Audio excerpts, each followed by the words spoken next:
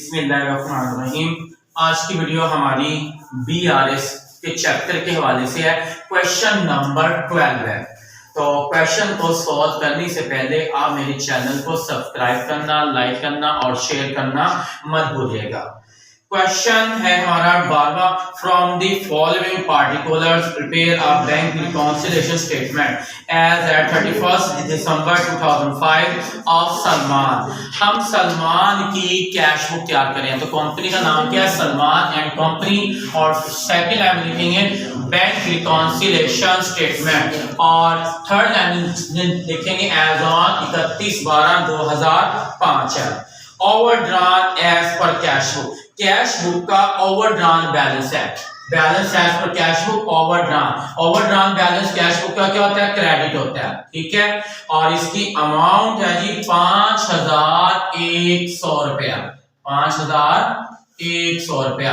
और cash book का overdrawn balance credit होता है। तो क्रेडिट में ऐड हो जाएंगे क्रेडिट और लेस हो जाएंगे डेबिट हो जाएंगे। ये आपका मेन पॉइंट है कि कैश बुक यानी कि अगर यहाँ पर क्रेडिट है तो क्रेडिट में ऐड होंगे क्रेडिट और लेस होंगे डेबिट। अगर यही आपका गलत हो गया, अगर आप क्वेश्चन सही भी सोल्व कर ले, कैलकुलेशन सही भी कर ले, तो आंसर आपका गलत आएगा। इस चीज को आपने बहुत ध्यान से एहतियात से लिखना है। अगर क्रेडिट है तो क्रेडिट में ऐड होंगे क्रेडिट और लेस होंगे डेबिट होंगे। तो हम जरा वीडियो की तरफ मजीद चलते हैं। सेकंड है जी हमारी statement interest on bank overdraft के पैसे हैं 115 रुपए। Debit in passbook only. सिर्फ पासबुक में डेबिट है, यानी कि ये आपने रफ अमल लाजमी करना है।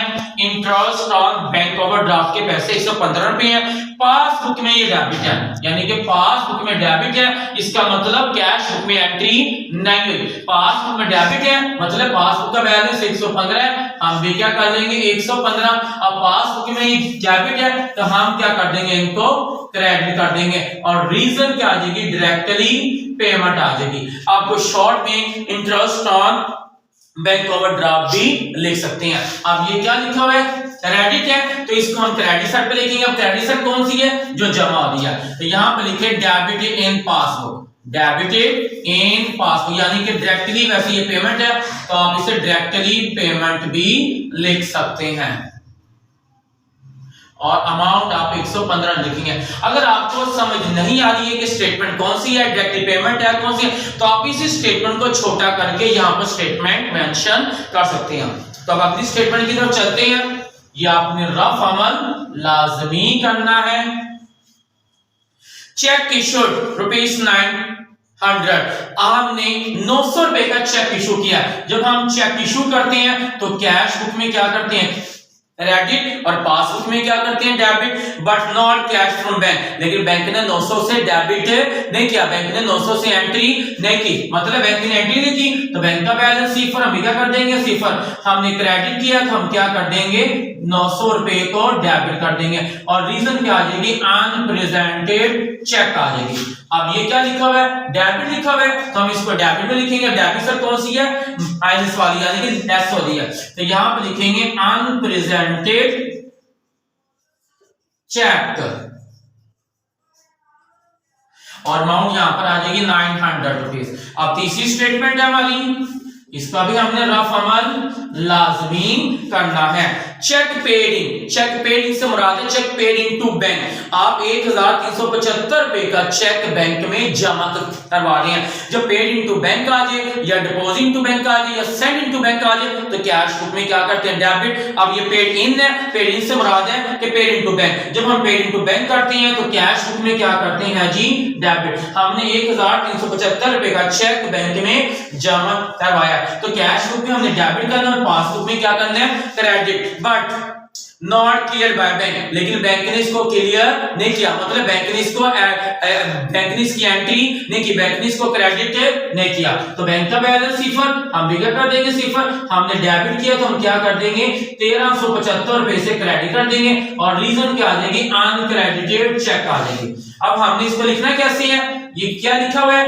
क्रेडिट है तो क्रेडिट सर कौन सी? ऊपर वाली जो जमा हो रही है। यहां पे लिखेंगे रीजन अनक्रेडिटेड चेक। और रीजन क्या आ जाएगी अनक्रेडिटेड, यहाँ पर चेक लिखेंगे और अमाउंट इधर आ जाएगी 1375 रुपए।